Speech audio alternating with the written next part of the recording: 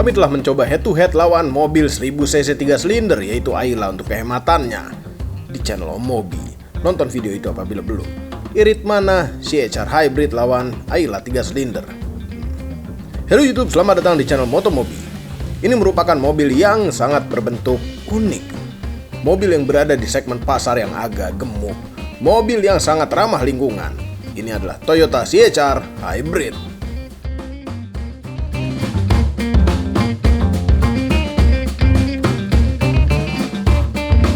CHR yang kepanjangannya adalah Compact High Rider untuk Indonesia. Tidak tahu untuk negara lain jadinya apa.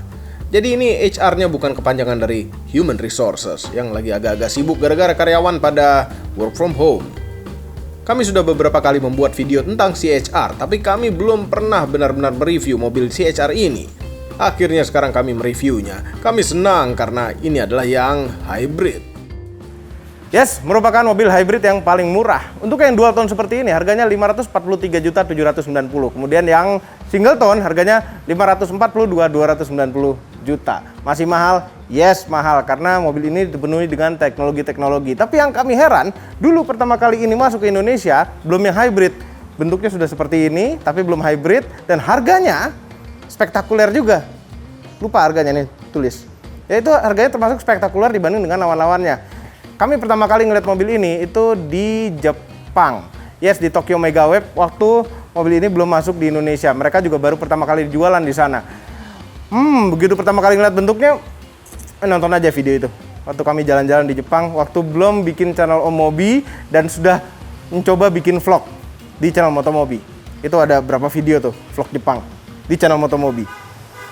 Desainnya mereka menyebutnya dengan sensual speed cross. Itu mereka bilang desainnya itu sensual. Sensualnya sih nggak speed ya ini lancip-lancipnya kayak kenceng gitu. Cross ya crossover. Tapi kalau kami menyebutnya mungkin desain ini adalah desain wajik karena banyak sekali wajik, bentuk wajik pada mobil ini. Ini grillnya di bawah wajik. Terus di depan kewajikan itu cuma pada grill. Anyway, CHR sendiri itu kepanjangannya adalah Compact High Rider. Kami sudah pernah bahas juga High Rider itu kenapa kata-kata itu dipakai cukup aneh. Compactnya ya compact. Mobil ini adalah generasi pertama, jadi tidak ada sejarahnya. Dan pertama kali diperkenalkan di bumi ini adalah mobil konsepnya yaitu 2014 di Paris Motor Show. Kemudian versi aslinya akhirnya diluncurkan di dunia tahun 2016 di Geneva Motor Show. Tapi kita lihat dulu depannya. Depannya ini dia sudah memakai lampu LED. Nih, lampu mobil ini sudah full LED semua di sini, namun fog lampnya mereka masih memakai halogen kuning. Cocok buat menembus kabut-kabut. Memang kadang konsekuensi desain bagus harus membuat seakan-akan mobil jadi kencang. Dan akhirnya mereka membuat lubang-lubangan palsu macam ini. Ini adalah hybrid biasa, bukan plug-in hybrid, jadi pengisian baterainya hanya dari mesin atau deselerasi. Tapi memang dari semua plug-in hybrid yang kami coba, kami tetap suka hybrid biasa. Percuma kalau listrik diisi dari tembok rumah, tapi kalau baterainya habis bisa sama borosnya sama pakai mesin biasa. Dan hybrid non plug-in ini menurut kami adalah masterpiece-nya Toyota. Toyota yang paling banyak dan termasuk yang paling lama mendevelop teknologi hybrid. Kita lihat mesinnya. Ini kap mesinnya lancip.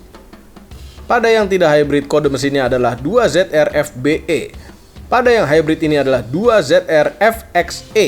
Semua mesinnya ini sama, bedanya adalah ini ada Atkinson cycle. Kompresi maksimalnya bisa 13:1, kalau yang non-hybrid hanya 10:1. Bagaimana dengan tenaganya? Mesinnya ini 1800 cc 4 silinder dengan tenaga 100 PS. Lebih rendah 41 PS dibanding dengan non-hybrid, namun dibantu dengan motor listrik 36 PS. Torsi maksimalnya itu 142 Nm, juga lebih rendah 28,5 Nm dibanding dengan mesin yang non-hybrid. Sama-sama diraih di 4000 RPM. Cukup tinggi RPM torsi maksimalnya. Cocok untuk gearbox CVT. Yes, benar, ini bergearbox CVT. Mungkin kalau CVT namanya bukan gearbox, tapi belt box. Yang bisa dibelah 7 speed. Kenapa pula masih dibelah-belah begitu? Kemudian tenaga disalurkan ke roda depan. Sekarang kita ke samping. Panjang total mobil ini adalah sekian. Dan wheelbase-nya sekian. bukan mobil yang besar, mobil yang kecil sekali. Nah, kalau dilihat dari samping ini desainnya kan juga streamline gitu. Dari samping desainnya pun kami suka. Ada plastik-plastik tambahan seperti di bawah sini. Tidak ada fungsinya apa-apa, tapi jadi lebih enak dilihat. Velgnya 17 inch, lebarnya 215 dan tebalnya 45 bannya. Kita beralih ke belakang. Belakangnya ini juga enak dilihat. Lampunya semuanya LED dan di bawah ini ada lampu apa? Ternyata lampu fog lamp belakang, macam F1. Kami tidak suka lampu F1 macam ini, kecuali kalau terpasang di Datsun kami. Bagasinya ini berkapasitas 377 liter, tidak besar-besar amat, dikarenakan karena desain yang sok kekupe-kupean itu. Namun ini kalau jok belakang dilipat bisa rata lantai, rata sekali. Bisa buat bobo. Namun tidak cukup luas untuk ditaruh kasur tipis. Di bagasi ini kanan kiri juga ada tempat nyimpen-nyimpen. Dan di bawahnya ada ban serep yang agak space saver dan dongkrak-dongkrak. Dan masih ada tempat-tempat di sekitaran untuk naruh sesuatu yang rahasia. Ini baterainya ditaruh mana? Yang pasti bukan di balik ban serep ini. Baterai dan tangki bensin terletak di bawah jok belakang. Kecil karena baterainya hanya berkapasitas 1,31 kWh. Sangat amat kecil. Karena memang ini bukan plug-in hybrid yang biasanya berkapasitas baterai jauh lebih besar. Tangki bensinnya itu hanya 43 liter juga. Tidak seperti yang versi non-hybrid yaitu 50 liter. Lebih hemat jadi tidak perlu tangki yang besar-besar. Jok belakangnya, kami sudah pernah bahas dulu bahwa di belakang sini gelap sekali disebabkan oleh jendela-jendela yang kecil ini. Dan juga karena pundak jok depannya ini tinggi. Andai ada panoramic roof pasti sangat membantu sekali. Tuh pintunya masih lumayan besar. Gelap sekali.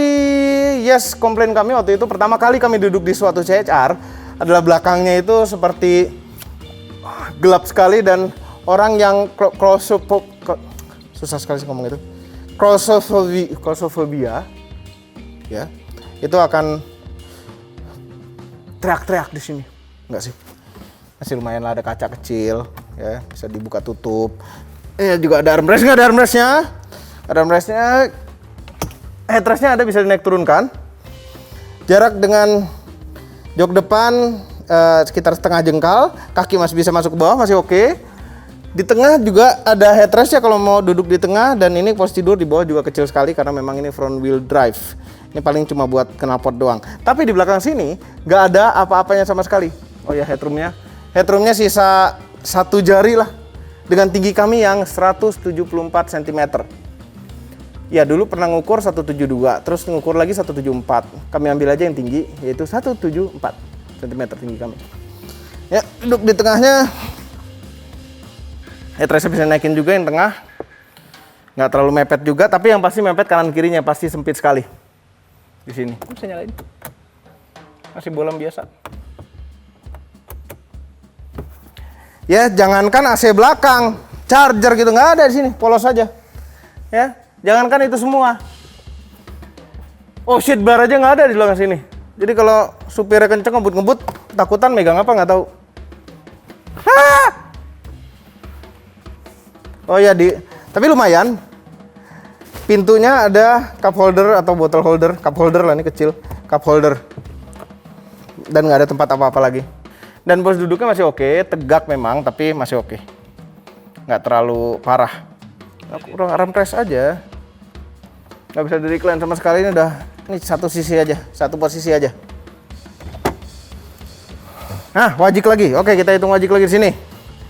Door panelnya wajik-wajik. Di bawah tutup speaker, wajik-wajik. Terus di sini, pinggir sini ada wajik-wajik lagi. Oke, kita ke depan. Namun sebelum kami lanjutkan video ini, mohon hentikan sementara dan tekan tombol jempol ke atas. Subscribe channel Motomobi apabila belum, berikut dengan tombol loncengnya agar kami bahagia. Interior mobil ini sesuai dengan desain luarnya juga dinamis dengan trim macam piano black tapi pakai glitter. Ini cocok untuk wanita. Dan di bagian tengah ada dashboard yang mengarah ke supir macam BMW. Kualitas interiornya ini sebenarnya cukup lumayan dengan meja dashboard yang berlapiskan empuk-empuk dengan jahit-jahitan palsu. Namun jahit-jahitan palsu yang empuk, jadi bisa dimaafkan kepalsuannya. Door panelnya juga agak empuk. Ya, ini perpaduan antara plastik keras dan empuk. Dan yang pasti lebih bagus daripada door panel yang belakang. Hanya plastik keras kalau yang belakang. Head unitnya ini hanyalah suatu head unit biasa, tidak sama sekali berhubungan dengan sistem yang ada di mobil. Ini seperti aftermarket yang bertuliskan Toyota, seperti pada Innova dan Fortuner. Keseluruhan dashboardnya ini melambangkan sama seperti eksteriornya, sangat dinamis dan berani desainnya. Dan seperti mobil-mobil modern seperti biasa, head unit itu pasti seatas mungkin seperti ini. Harusnya mungkin mereka ngasih head unit yang seperti di Altis. Di Altis itu seperti integrated, bagus sih. Kalau ini seperti aftermarket yang ditempelkan logo Toyota. Anyway, dia nggak ada Apple CarPlay, tapi bisa USB dan bisa Bluetooth dan bisa Miracast. Ke bawah sini, ini ada AC. Luar biasa, AC-nya sudah dual zone dan digital. Pencet-pencetan yang terasa kalau dipencet. Ini bener. Saya bikin mobil tuh begini, terasa dipencet. Oke. Terus ini ada shifter yang pendek tapi lucu. Ada rem tangan jari. Terus ada 3 tombol, ada stability control, ada brake hold, dan ada EV mode. Nah, EV mode itu untuk merubah mode. Mau EV mode atau apa mode. Tapi ini karena baterainya keadaan habis, nggak mau dipencet. Nanti ya kalau mau dipencet. Nah, ya, mesinnya tiba-tiba nyala karena baterainya habis untuk ngecas baterainya. Di sini kan nggak ada driving mode nih. Driving mode pada mobil ini ada di MID-nya dan itu pengaturannya agak lumayan dalam. Jadi pencet ini ke kanan, drive mode, sport, normal, dan eco. Why? Kemudian shifternya. Ini adalah sebuah shifter otomatis yang normal. PRND-B. Yes, ada B. Pada posisi B ini akan meningkatkan daya pengereman dengan menggunakan generator listrik untuk dapat mengisi lebih pada baterai. Ini berarti recuperationnya ada 2 settingan, di D dan di B. Gearbox mobil ini katanya terbelah 7 speed, namun tidak bisa diatur manual. Ini di setir pun tidak ada pedal shiftnya. Yes, ada MID di instrumen cluster, standar lah. Di dalamnya ada urusan kehybridan, karena head unitnya tidak menampilkan kehybridan. Ini aneh. Ada G-force meter, yang sebenarnya sangat cocok kalau di track. Ini G-force meter buat apa pada mobil hybrid? Pada dial besar sebelah kiri, yang di versi non-hybrid adalah suatu RPM, dan yang ini adalah suatu status kehematan, atau status power. Ya, kalau jarum RPM itu merupakan indikasi power juga, kurang lebih secara konsep sama dengan jarum yang ini. Di setir itu terbalut kulit yang enak ini. Ada tombol-tombol kesibukan untuk jempol yang berbentuk wajik. Jempol kanan untuk urusan MID dan jempol kiri untuk urusan audio dan telepon. Combination switch sebelah kanan, urusan lampu termasuk fog lamp depan dan belakang, dan lampunya ini ada autonya. Sayangnya ini macam Fortuner yang lampunya tidak bisa dimatikan. Sebelah kiri ada urusan wiper depan dan belakang dengan intermittent, ya standar lah. Tapi belum ada auto wiper. Kemudian ini yang mengecewakan. Banyak sekali tombol-tombol kosong di kanan sini. Apa saja seharusnya optional yang dikasih? Sampai begitu banyak tombol kosong. Oke, kemudian kepraktisan. Di door panel ada kantong dan ada bottle holder. Kantongnya nggak terlalu besar, sangat kecil sekali. Terus ini buat nutup pintu, bisa buat naruh uang kembalian. Ini nggak ada tempat-tempat. Ini ada 1 cup holder dan depannya masih ada tempat lagi kecil. Ada 1 cup holder lagi di sini. Kemudian dalam konsol kecil konsolnya, tapi ada colokan 12 volt power outlet di sini. Konsol ini juga bisa dipakai untuk jadi armrest karena cukup tinggi. Lacinya dipencet, lumayan besar. Ini tombolnya ngumpet sekali ya. Nah, joknya ini agak membakat sedikit.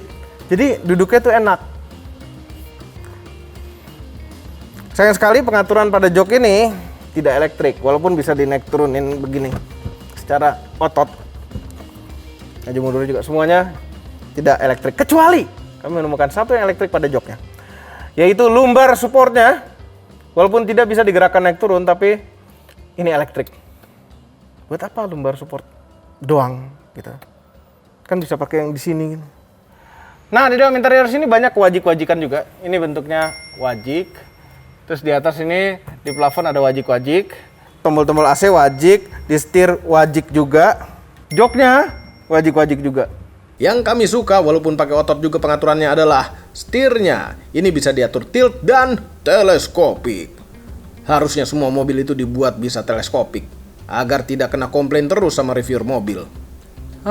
Saatnya jalan. Ini pakai start stop engine button yang berwarna biru agar mengingatkan Anda kalau ini adalah mobil hybrid. Jadi jangan kaget kalau sudah ditekan, mesinnya tidak nyala.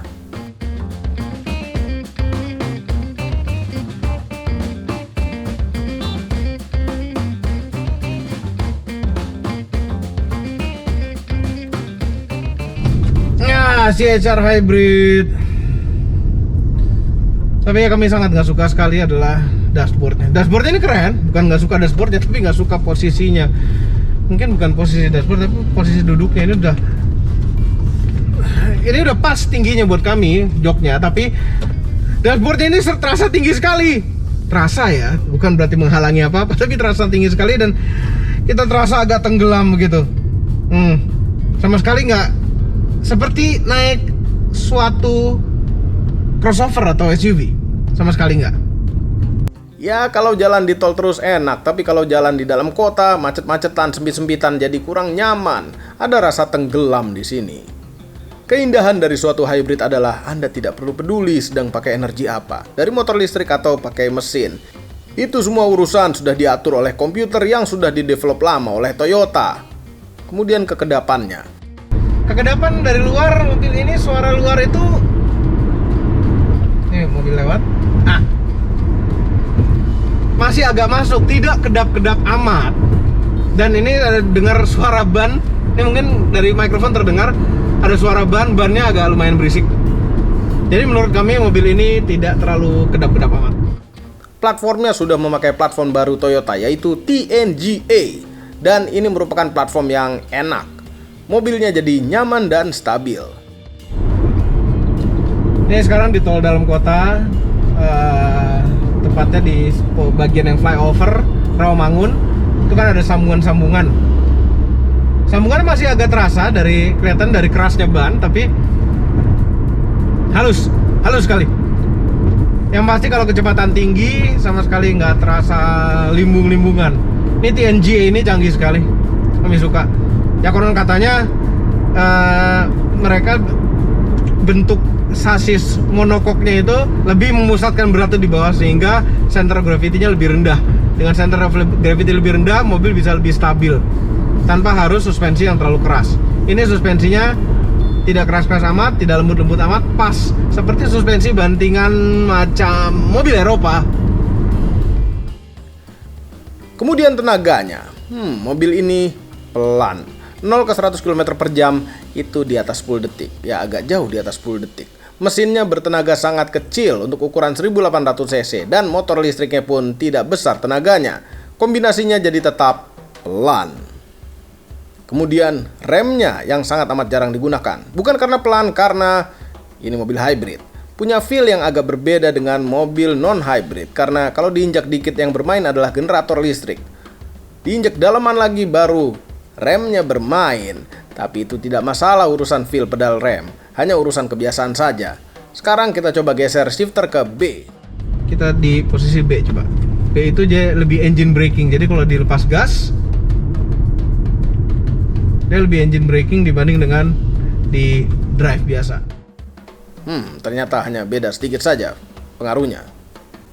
Jangan coba-coba pencet klaksonnya, karena akan malu-maluin. Kenapa? Karena suaranya seperti ini. Jelek sekali. Itu klakson cuma sebiji. Jelek lagi suaranya. Oke, selain suara klakson, ada lagi suara lain yang agak kurang enak terdengar pada mobil ini adalah suara audionya. Audionya itu apabila Anda ingin CHR hybrid, Anda harus upgrade audionya karena ini sangat amat kurang representatif audionya. Suara audionya ini sebenarnya tidak buruk-buruk amat, tapi seharusnya mobil Sarga ini bisa lebih baik audionya. Radius putar, bukan yang terbaik tapi bukan berarti jelek. Turning circle-nya itu 11 meter. Hanya beda sedikit dengan Mercedes-Benz V-Class yang long wheelbase. Tapi tenang, untuk urusan parkir-parkir ada kemudahan dari kamera belakang dan parking sensor depan dan belakang. Tapi ini kameranya jelek. Dan parking sensornya, kami tidak pernah dengar parking sensor. Suara parking sensor pada telinga kami itu seperti suara istri sedang minta uang. Masuk kuping kanan, keluar kuping kiri. Ada teknologi yang dipakai Toyota yang namanya Atkinson Cycle. Pada saat tidak dibutuhkan tenaga, intake valve akan terlambat nutupnya sehingga kompresi lebih kecil. Sehingga tidak butuh bensin yang lebih banyak. Seperti punya kapasitas mesin yang lebih kecil. Jadi sumber kehematan bukan hanya dari teknologi hybridnya tapi juga dari Atkinson Cycle. Tapi seberapa hemat? Yes, nawa itu adanya mobil hybrid itu bukan untuk kecepatan, bukan untuk kenyamanan, tapi untuk kehematan. Mobil ini sangat amat susah mendapatkan angka yang lebih boros daripada 20 km per liter. Bahkan pas kami coba di vlog Om Mobi, dapat angka yang sangat amat spektakuler. 28 km per liter. Oke, sekarang kami bandingkan harga dengan lawannya. Ini tidak punya lawan, tidak ada lawan yang hybrid di Indonesia ini. Sebenarnya Toyota CHR ini di luar negeri sana sudah ada yang facelift. Perubahan pada bumper-bumper dan ada juga perubahan pada lampu-lampu depan dan belakang. Sayang sekali di Indonesia belum masuk yang facelift ini. Dan ternyata di luar sana itu ada yang versi 2000cc hybrid. Bertenaga 184 horsepower. Itu menarik. Jadi CHR yang GTI hybrid. Overall, mengenai Toyota CHR hybrid, setelah mencoba dalam jangka waktu yang agak lama, kami tetap tidak berubah pikiran. Kami tetap ingin mobil ini untuk sehari-hari karena hematnya, karena rasa nyetirnya enak, karena hybrid termurah di Indonesia, dan karena bentuknya. Tapi kalau teringat larinya yang pelan ini, jadi agak berubah pikiran. Bagaimana dengan Anda? Apabila Anda punya budget beli mobil 500 jutaan, apakah mobil ini jadi pilihan Anda? Tolong komentar di bawah. Jangan lupa tekan tombol jempol ke atas dan subscribe channel Motomobi, Om Mobi, dan Mes Mobi apabila belum berikut dengan tombol loncengnya. Share video ini ke seluruh dunia melalui sosial media Anda dan jangan lupa follow sosial media kami yaitu Instagram. Terima kasih telah menonton.